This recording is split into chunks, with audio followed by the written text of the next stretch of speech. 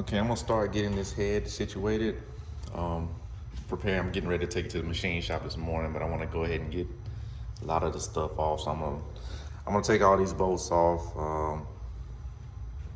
My water temp sensor, the cam position sensor. I'm gonna take those off. I'm gonna take these lifting hooks off as well. Um, and that's pretty much it. I gotta remove. I went ahead and took the buckets out. Um, so that was real easy. I just used a magnet, use a little pencil magnet, stick it on there and pull them out. I already labeled them all. I got them sitting up here in order. I got this, it's supposed to be used to remove the seals. Now that I actually see this, isn't actually a cam seal removal tool, but I guess maybe it can be used for it. So we'll see. I don't know if I was sent the wrong thing or if this is just what people were using to do it. So I also got this, which is a valve keeper removal and installer tool. So instead of having to compress the valves, I should be able to use this. I've never had one of these before. So I'm gonna have to actually read the instructions here to figure out how I'm supposed to use it. I know it's two different pieces. I don't know exactly which one goes with what, but I'll read this and see.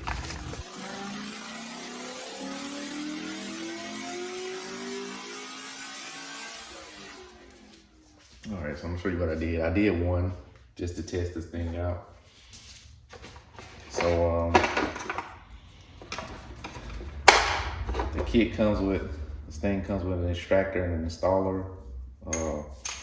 You have this one that was on the right. This is for a smaller valve. It says 4.5 to 7.5 millimeters, and this one's a larger one for 5/16 to 3/8, I guess, size valves and keepers or whatever.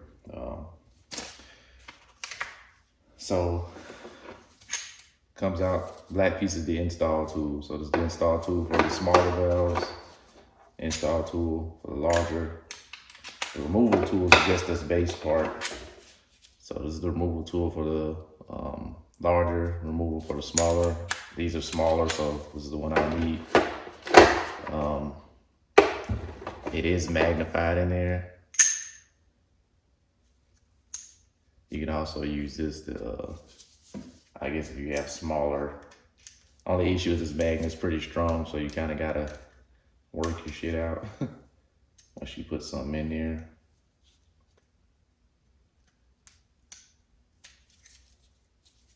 So all I gotta do is put the open in. Make sure I move my rag. Obviously, I put these rags under the cylinder I'm working on. Say I'm on 5 now.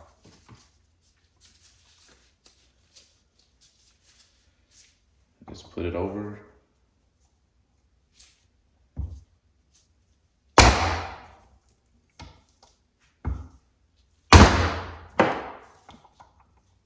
Intakes seem to take maybe 2 taps. The exhausters are easy. But there you go. So you see it keeps the retainer on the top, and then the keepers are inside. So I just usually use this little pick to get the keepers to the end. I just pull them out with my fingers. I got my little plastic bag here. I'm gonna put all my keepers in.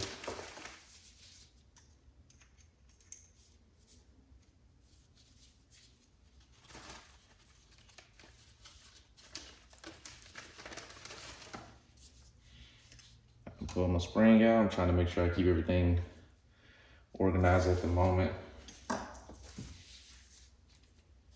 Simple as that.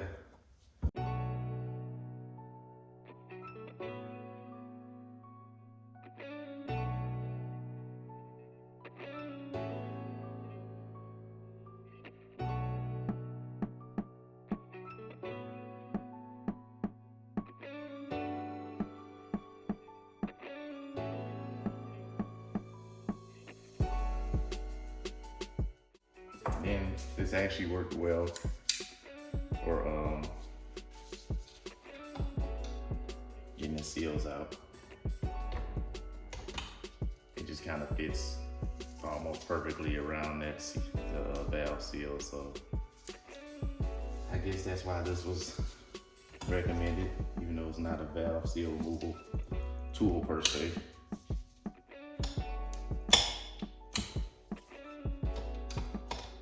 I already got new seals, so these can go in the trash.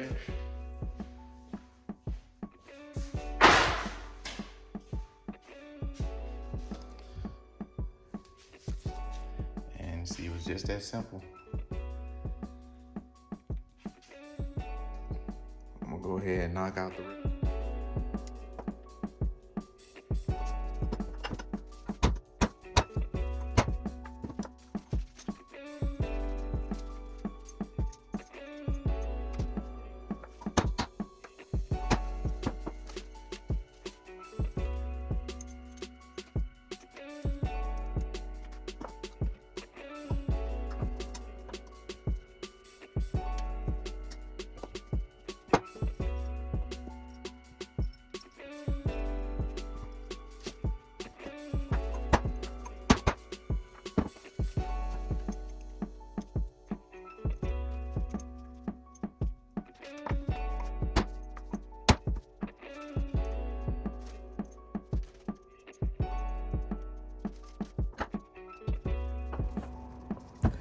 All right, so one thing I wanted to do was do some light porting and polishing to the GE head.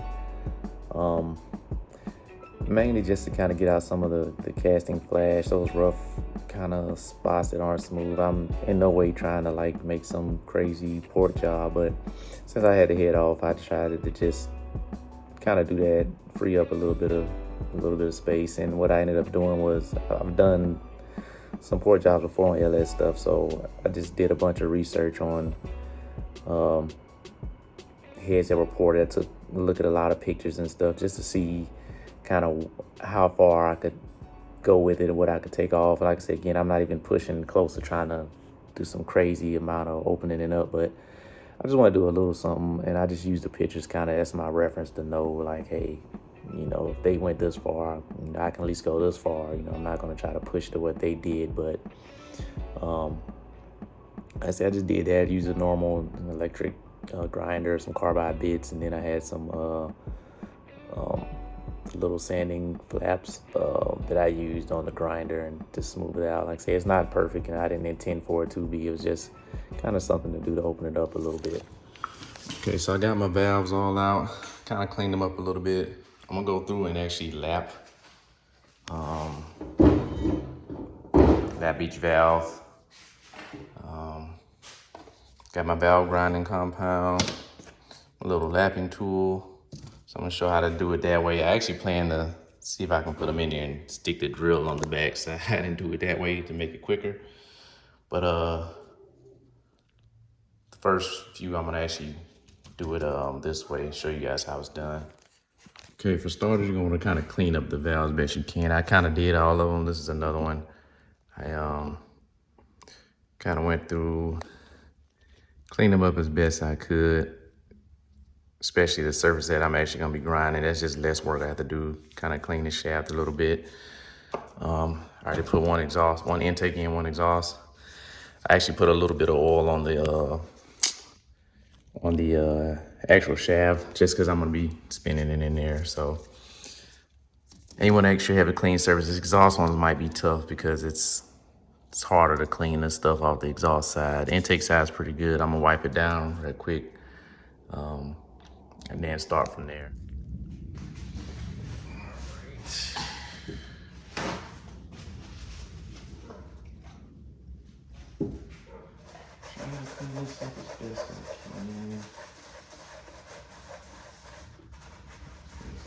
This exhaust side is gonna be harder. I may actually use a screwdriver for the exhaust side.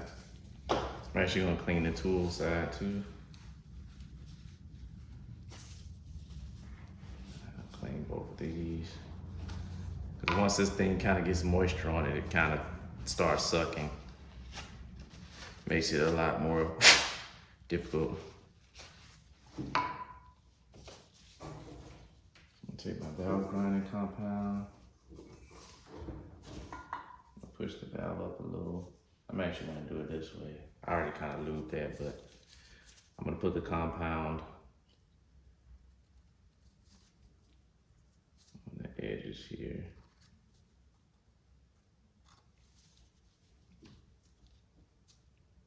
I'll spread it a little bit.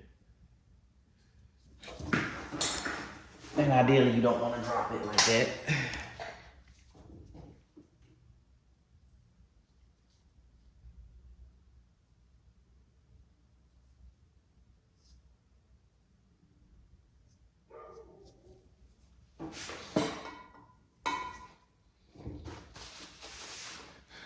And let's see if I can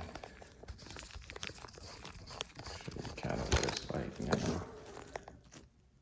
It's not bad, but you obviously can see like the marks. So by the time it's done, that should be nice and shiny.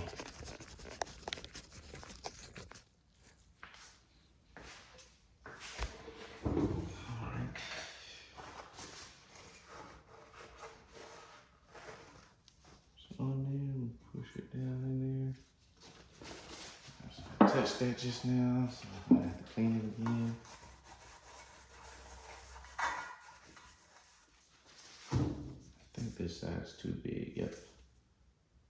Small side. A little downward force. You can almost kind of hear the difference. It'll be like really sandy and rough sounding at first, and once you kind of get there, it'll smooth out.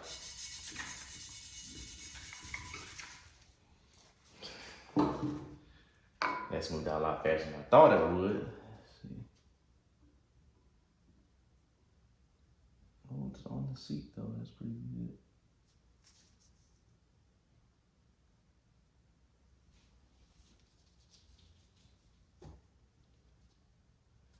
One more compound on it.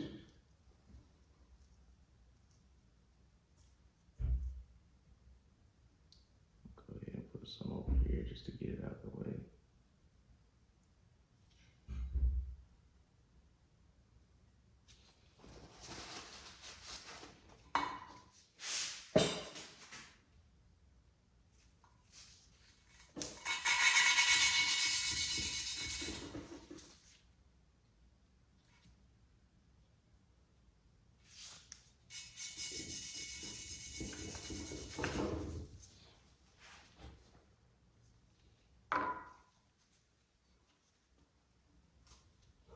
Just want to see what it looks like.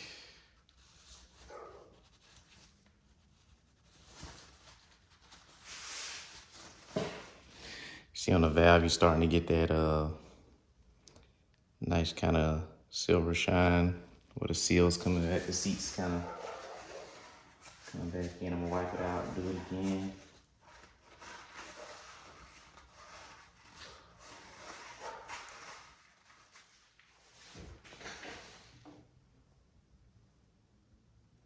That's not bad.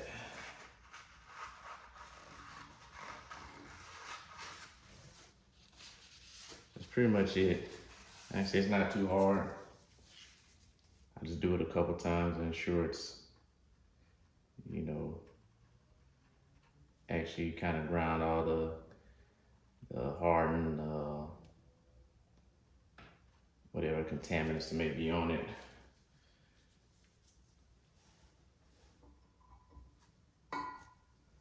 A couple times. And of course, I do each valve with the cylinder and valve it's supposed to go with.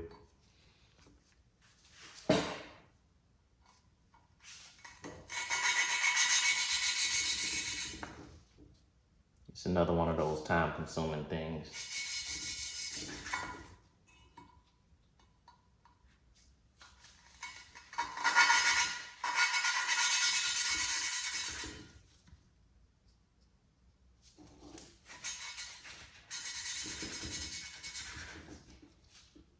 See, I kind of just work my way down the shaft of this this tool while I'm twisting it. And see, once it kind of gets something on it, see how it wouldn't actually kind of it's pretty much a suction cup, and it wouldn't kind of make the suction because it's got something on it. Just clean it off.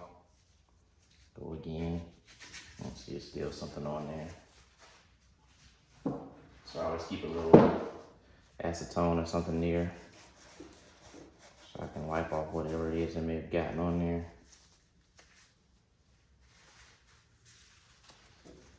A lot of time the compound itself kind of finds its way up on top of the valve, so still may not do it.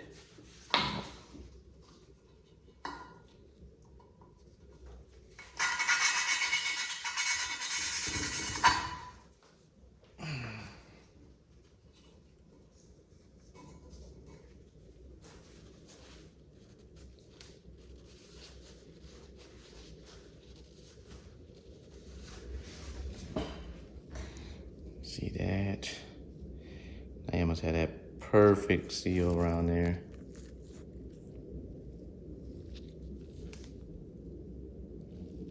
Now that compared to this one.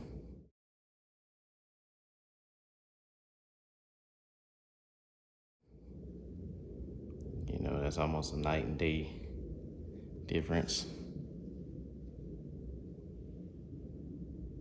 So I'm gonna do that with the rest of them. Say the exhaust valves, I may have to do something a little different depending on whether I can get it to stick or not.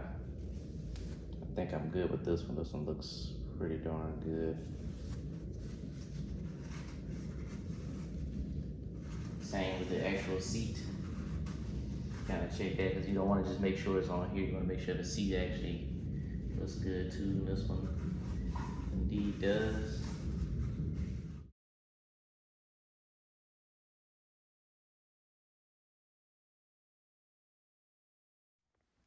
So here's the side I did, and here's the side I didn't do yet. Same for the intake. Intake's not quite as bad, but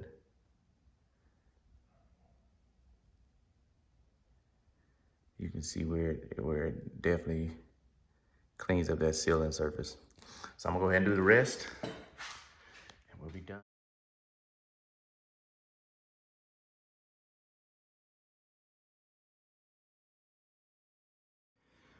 So here's something I found I was able to do. The normal grinder tool. As you see, I took this piece already off, but the end pieces, you know, they just kind of come on and off. So what I was able to do was take it off, put it on a drill with a 1/4 inch attachment, put it in the drill. I mean, I know that's square and this is a circle, but it actually does just what it needs to. And I'll just demonstrate. I already did the rest of them, but this is one that I had left. As you can see, they actually, there's a little bit of material on it now, but good suction on it. You can just take the grill,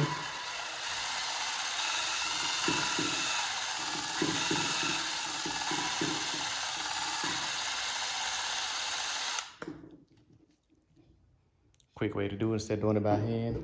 I can never get the speed and the downforce I want by hand, so I like using the drill. I'll show you the results in a second.